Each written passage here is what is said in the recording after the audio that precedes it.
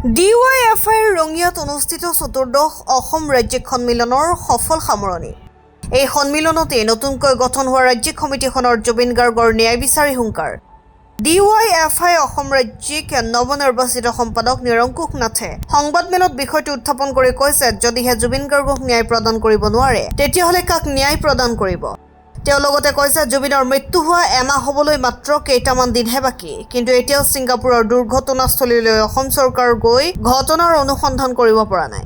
সংবাদমেলৰ জৰিয়তে তেওঁ জানিবলৈ দিয়ে যে আগন্তুক 17, 18 আৰু 19 তাৰিখে সংগঠনৰ সদস্যসকলে অসমৰ প্ৰতিখন জিলাত কলা বেজ পৰিধান কৰি এই বিষয়ে প্ৰতিবাদ সাব্যস্ত কৰিব।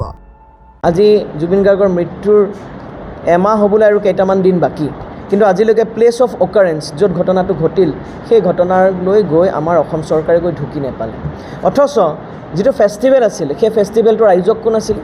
আমি দেখা পাইছোঁ চামকানু মহন্ত, তেওঁলোকৰ যিটো গেং আছে সেই গেংটোক আমি দেখা পাইছোঁ, কিন্তু তাৰ অন্যতম আয়োজক আছিলে মিনিষ্ট্ৰী অফ এক্সটাৰ্নেল এফেয়াৰ্ছ, তাৰ অন্যতম আয়োজক আছিলে হাই কমিশ্যনাৰ অফ ইণ্ডিয়া ছিংগাপুৰ। এওঁলোকে কি কৰি আছে? কিয় ইমান দিনে জুবিন গাৰ্গৰ কেনেকৈ মৃত্যু হ'ল, কি হৈছে ঘটনাটো, সেই সম্পৰ্কে কিয় একো কথা ক'ব পৰা নাই?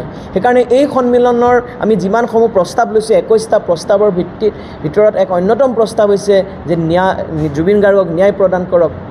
গৰিমা শইকীয়া গাৰ্গে এই সময়ত আহ্বান জনাইছে যে জাষ্টিছ ফৰ জুবিন গাৰ্গ। আমি সন্মিলনৰ মঞ্চৰ পৰা অহা 17, 18 আৰু 19 তাৰিখ 3 দিন আমাৰ বিভিন্ন আঞ্চলিক পৰ্যায়ত আমাৰ এই বেজ পৰিধান, বিভিন্ন সভা সমিতি আৰু 19 তাৰিখে আমি তাতে আমাৰ আঞ্চলিক পৰ্যায়ত আমি সকলো সমবেত হৈ এই দাবী সমস্যাৰে উত্থাপন কৰিম যে ন্যায় প্ৰদান কৰিব লাগিব। যদি জুবিন গাৰ্গক ন্যায় প্ৰদান কৰিব নোৱাৰে, কাক ন্যায় প্ৰদান কৰিব? জুবিন গাৰ্গে সদায় এটা কথা কৈ আছিলে যে তেওঁ একতাৰ দোলেৰে সমগ্ৰ অসমখনক বান্ধিব বিচাৰিছিল, জাতি ধৰ্ম বৰ্ণ নিৰ্বিশেষে সকলোকে ঐক্যবদ্ধ কৰিব বিচাৰিছিল, আৰু তেওঁৰ মৃত্যুৰ সময়ত তেওঁ সেই ক্ষেত্ৰত একেবাৰে সফল হ'ল। সকলোকে একতাৰে দোলেৰে বান্ধিলে। যিখন অসম কেইদিনমানৰ আগলৈকে বিভিন্ন সাম্প্ৰদায়িক কথা বতৰাত একেবাৰে লুতুৰি পুতুৰি হৈ আছিল, আমাৰ বিষবাষ্প চাৰিওফালে বিয়পি আছিল, সাম্প্ৰদায়িক বিষবাষ্প, সেই অসমখনক একতাৰ দোলেৰে বান্ধিলে জুবিন গাৰ্গ। আমি এই সন্মিলনৰ মঞ্চৰ পৰা এটা বাৰ্তা, অসমবাসীৰ যি বাৰ্তা, অসমবাসীয়ে যি আজি দাবী জনাইছে সেই দাবী হৈছে যে জুবিন গাৰ্গক ন্যায় প্ৰদান কৰক। जुबिन गर्ग का निधन हो जाने के बाद उसके मौत को लेकर बहुत सारा सवाल हम लोगों के सामने अभी खड़े हो गए हैं और बहुत सारा इंसिडेंट भी, दुर्घटना भी हमको सुनने को मिल रहा है।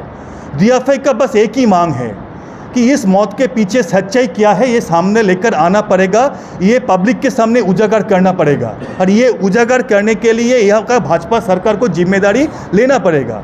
अगर वो सोचते कि भाई जुबिन गर्ग जो कहते थे उसके सोच और विचारधारा के साथ भाजपा का सोच और विचारधारा का कोई मिल नहीं है, ये पता चल जाता है। उन्होंने इंटरनेशनल सॉलिडरिटी, उन्होंने ऐसे गान लिखे थे वी आर द वर्ल्ड, जिसमें उन्होंने एकता का, प्रेम का, इंसानियत का बात उन्होंने कहा था।